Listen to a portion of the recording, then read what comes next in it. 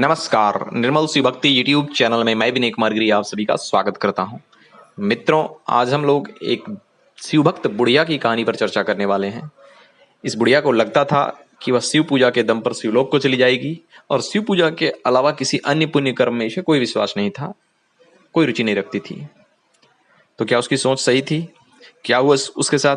यही सब जानने के लिए इस वीडियो को अंत तक देखें और जो लोग चैनल पर नए हैं चैनल को सब्सक्राइब कर लें और बेल आइकन को प्रेस कर लें ताकि ऐसे ही ज्ञानवर्धक कहानियों के वीडियोस के नोटिफिकेशन आप लोगों को मिलती रहे। आइए वीडियो को शुरू करते हैं। एक धनवान वृद्ध महिला किसी गांव में रहती थी। वह बिल्कुल अकेली थी। वह भगवान शिव की अनन्य भक्त थी। नित्य प्रातः स्नान कर शिव मंदिर जाती और भगवान शिव का भक्तिपूर्वक पूजन करती, परंतु वह बहुत कंजूस थी। कभी किसी को कुछ भी नहीं देती।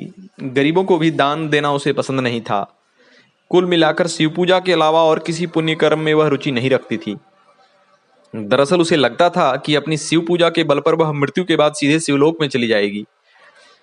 भगवान शिव हमेशा अपने भक्तों को सही मार्ग दिखाते हैं। उन्हें लगा कि वृद्ध महिला को दान पुण्य का महत्व समझाना आवश्यक है। सो वे एक भिखारी का रूप धारण कर उस बुढ़िया के घर पहुंच गए। भिक्षा के लिए उन्होंने आवाज लगाई तो वह बुढ़िया बाहर निकली और बोली, बाबा अभी कुछ भी नहीं बना है, आप बाद में आना। बुढ़िया अंदर चली गई। भोलेनाथ समझ गए बुढ़िया टालने के लिए ऐसा कह रही है। उन्होंने कुछ घंटों बाद फिर से उस बुढ़िया के द्वार पर जाकर भिक्षा के लिए आवाज लगाई। बुढ़िया बाहर निकली और बोली, आप बहुत देर से आए, भोजन समाप्त हो गया है, अब आज कुछ नहीं मिलेगा। बुढ़िया पुनः दरवाजा बंद कर अंदर चली गई। शिव जी भी कहाँ हार मानने वाले थे। वे अगले दिन पुनः बुढ़िया के दरवाजे पर आ गए। इस बार बुढ़िया का धैर्य जवाब दे गया। उसने भिखारी बने भोलेनाथ को खूब खरा खोटा सुनाया।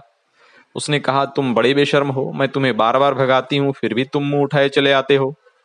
अब जाओ यहाँ से और दोबारा यहाँ मत आना। ऐसा कहते हुए उसने दरवाजा बंद कर लिया। शिव जी भी अपने धाम को लौट गए।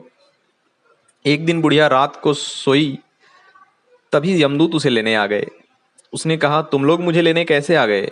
मुझे ले जाने के लिए तो शिव जी के दूत आने चाहिए थे, मुझे तो शिवलोक जाना है। उन यमदूतों ने कहा, हमें जिन्हें ले जाने का आदेश होता है हम उन्हें ही लेने आते हैं। बुढ़िया ने कहा, अच्छा एक बार हमें शिव जी से मिला दो। दूत मान गए और क्षण भर के लिए उसे शिवलोक में ले आए। शिव जी को देखते ही वह बुढ़िया प्रणाम कर बोली, प्रभु ये क्या है? मैंने हमेशा आपकी भक्ति और पूजा की, फिर भी मुझे लेने शिवगण के बजाय यमदूत आ गए। शिव जी बोले, तुमने हमारी पूजा अवश्य की है, परंतु मनुष्य को अपने जीवन काल में दान पुण्य करना चाहिए, तभी मृत्यु के उपरांत उसकी गति अच्छी होती है।